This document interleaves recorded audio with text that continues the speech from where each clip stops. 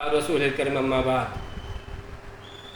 সম্মানিত উলামায়ে কিরাম, আইম্মে মাসাজিদ, বাংলাদেশের আলেম উলামা, আইম্মে মাসাজিদ, মসজিদের ইমাম, মুয়াজ্জিন সাহেবান এবং খাদেমদেরকে লক্ষ্য করে বলছি, এখন আর ঘুমিয়ে থাকার সময় নাই, বসে থাকার সময় নাই।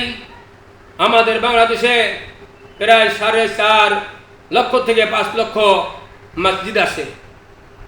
ইমাম হচ্ছে জাতির রাহবার, ইমামরা ধর্মীয় নেতা, ইমামরা হচ্ছে উম্মতের চিকিৎসক, উম্মতের ডাক্তার, উম্মতের রুহানি চিকিৎসক, উম্মতের ইমানের হেফাজতকারী।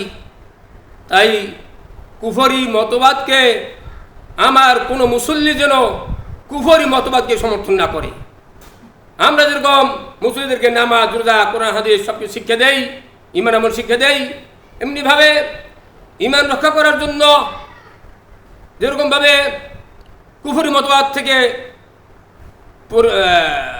বেঁচে থাকতে হবে।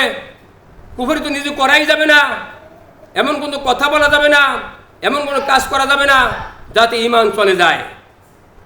অন্য একজন কুফরি করতেছে, তাকেও সমর্থন করা যাবে না, তার কাজকেও সমর্থন করা যাবে না। ইসলামের বিরুদ্ধে যত দল আছে, তাদের কথা, তাদের ভাষণ, তাদের মিটিং, মিছিল, সমাবেশ, ভোট চাওয়া সব কিছুই তো ইসলামের বিপক্ষে। তাই সমস্ত ইমামদের প্রতি লক্ষ্য করে বলছি, আপনারা সকলে আপনাদের মুসল্লিদেরকে সতর্ক করে দিবেন, তারা যেন আগামী নির্বাচনে কুফরি মতবাদকে ত্যাগ করে ইসলামী দলে দলভুক্ত হয়, ইসলামী দলের প্রার্থীদেরকে ইমানের সাথে, মুহাব্বতের সাথে আল্লাহর জমিনে আল্লাহর রাস, আল্লাহর বিধান প্রতিষ্ঠা করার লক্ষ্যে, কুফরি মতবাদকে ধ্বংস করার লক্ষ্যে, দেশকে এগিয়ে নেওয়ার জন্য, দেশকে আগামী বাংলাদেশকে ইসলামী বাংলা গড়ার জন্য সমস্ত মুসলিম কেরাম যেন ইসলামের পক্ষে ভোট দেয়।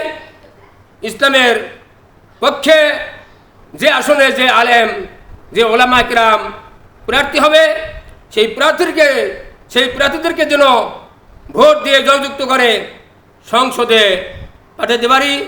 এই জন্য আমি সমস্ত ইমামদের প্রতি, আলেমদের প্রতি আকুল আবেদন রেখে আজকের এই সংক্ষিপ্ত বক্তব্য শেষ করছি। ওয়া আখিরু দাওয়ানা আনিল হামদুলিল্লাহি রাব্বিল আলামিন।